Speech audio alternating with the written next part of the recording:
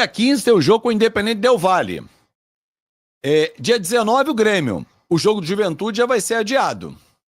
Então assim, meu amigo, já volta com Botafogo, Independente Del Valle, Grêmio, volta do jogo do Independente Del Valle, tem jogo com o Bahia, tem jogo com o Inter. Meu amigo, vai embolar o meio-campo. Vai embolar, vai ter jogo adiado. Então, já tem que voltar pesado. E já não pode perder tempo para isso. Boa noite, Fábio. Há um tempo atrás, saiu uma informação de que a empresa de entretenimento ligada ao Kobe Bryant, a Granite Studios, poderia estar querendo investir na SAF do Vasco. Seria ela a empresa? Cara, eu não sei, Anderson. A única coisa que eu sei é uma empresa que não está no futebol, tem braço dentro do entretenimento e é de fora do país. Essas são as informações que eu tenho, entendeu? Mas, se vem outras empresas, se é um grupo que está representando, se é um representante brasileiro que representa um grupo externo que ainda vai se formar, isso, o que eu sei, não é isso. Por exemplo, o Andrés Radrizzani, como eu já disse aqui no início da live, e se você não pegou, eu repito, o Andrés Radrizzani, que é o italiano, disse ao Vasco que ele não ia botar dinheiro dele. Ele iria reunir um grupo de investidores para trazer o montante ao Vasco. Porém, ele já disse o seguinte: se vocês pensam em um trabalho de longo prazo, não é comigo. Esquece. Eu vou chegar, vou investir pesado para 3, 4, 5 anos no máximo e revender. Eu não trabalho com emoção. O Vasco já ficou com o pé atrás em relação a isso, mas não descartou. Vai lá, procura seus investidores, se tiver alguma coisa, você volta e toca o barco. Caso contrário, vida que segue, entendeu? Então, o Vasco agora foi procurado recentemente por um representante de um grupo de investidores externo, e já teve reuniões e está no estágio avançado dito pelo Felipe Carregal. Fábio, fala PJ, você acha que essa história da SAF se desenrola ainda esse ano, para ano que vem iniciarmos a temporada com o investidor? Eu vejo, o PJ, esse cenário mais próximo de uma realidade. Porque, assim, uma negociação como essa, um desenrolar como esse, não dá. Não tem como. Não acho que o Vasco iria fazer algo tão rápido. O Pedrinho, inclusive, e o Felipe Carregal ratificou isso. Aliás, o Pedrinho está fazendo aniversário hoje. Parabéns, 48 anos. Ele também é de 1977. Então, assim, o Pedrinho, e dito pelo Carregal mais uma vez, não vai fazer um trabalho assodado. Aquele trabalho que tem que ser toque de caixa para vender para qualquer um. Então, o Pedrinho vai esperar realmente ter uma proposta dentro do que a diretoria entenda que seja bom para o Vasco da Gama. Por isso que o prazo de final do ano para início do ano, quer dizer, mais 6 meses de negociação, acho algo mais plausível. É o que eu vejo, tá? Ainda isso, investidor, politicagem bagunçou tudo, ninguém vai querer investir no Vasco, só especulação. Eu acho que você está equivocado, mas tudo bem. Ó, anota aí, Fábio, é o grupo Sony que vai comprar. Eu não sei dizer, Wilton. Aí, as especulações vão ser diversas, sem dúvida nenhuma. As especulações serão das mais diversas.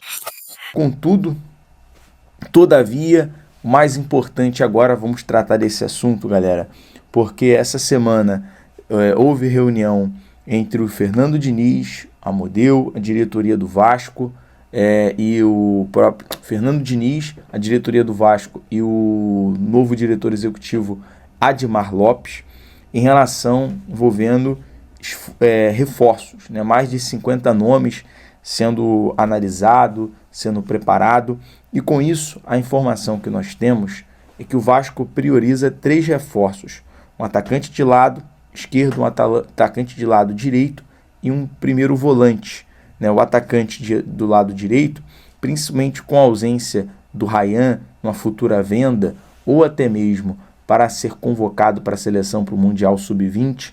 E assim, de alguma forma, se o Vasco, não sei, eu quero saber a sua opinião, torcedor, se o Vasco de alguma forma tentar manter o Ryan, né, para esse período, porque é um dos principais jogadores hoje, eu acho que seria muito interessante. Mas com isso o Vasco já está se preparando para contratar um jogador à altura para essa reposição, né? Jogadores que vão chegar não apenas para ser substituição ou recomposição de elenco, mas também para chegar para ser titular. Esse é o objetivo do Vasco. Então, e aí entra esse assunto sobre volante.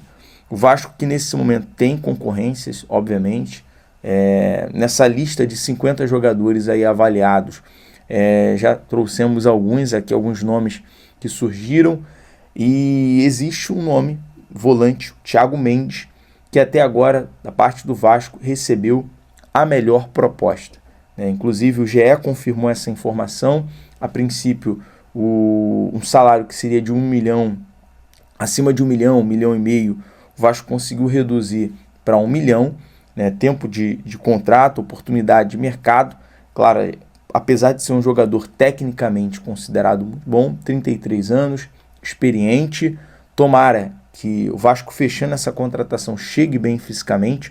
Mais a informação porque o Vasco fez a melhor proposta, porque nesse momento o jogador vem recebendo sondagens de clubes da Arábia Saudita, Europa e São Paulo, Corinthians, Inter, Cruzeiro e Atlético Mineiro.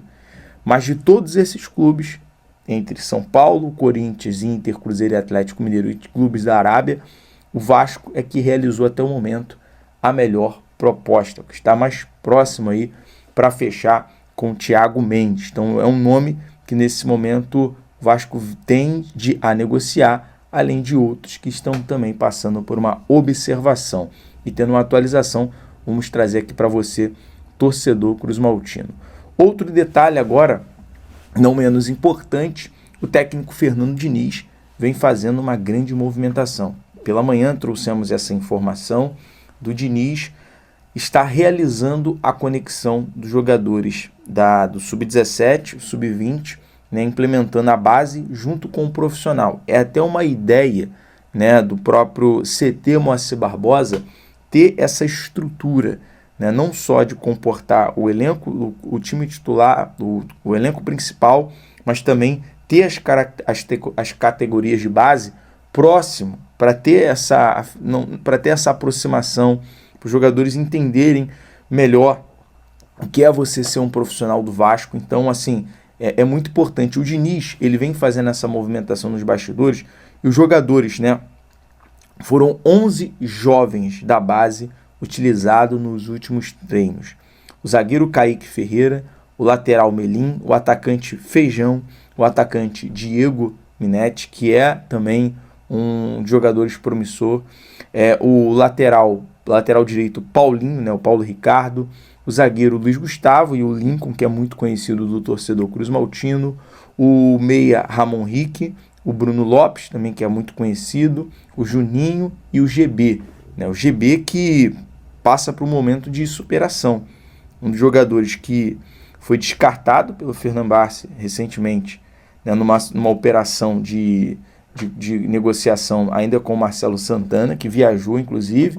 Ele não passou nos exames médicos por conta de uma lesão. O Vasco recupera esse jogador e hoje é um dos jogadores que é mais visado pelo técnico Fernando Diniz.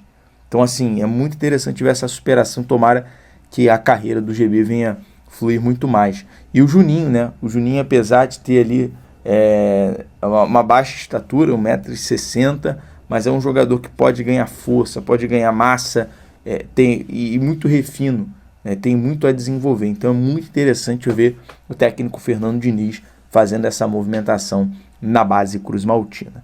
Não se esqueça de deixar o like, se inscrever no canal e ativar o sininho para não perder nenhuma novidade sobre o gigante da colina. Comente aí o que achou do vídeo e compartilhe com outros vascaínos. Saudações vascaínas e até o próximo vídeo. Tamo junto, galera!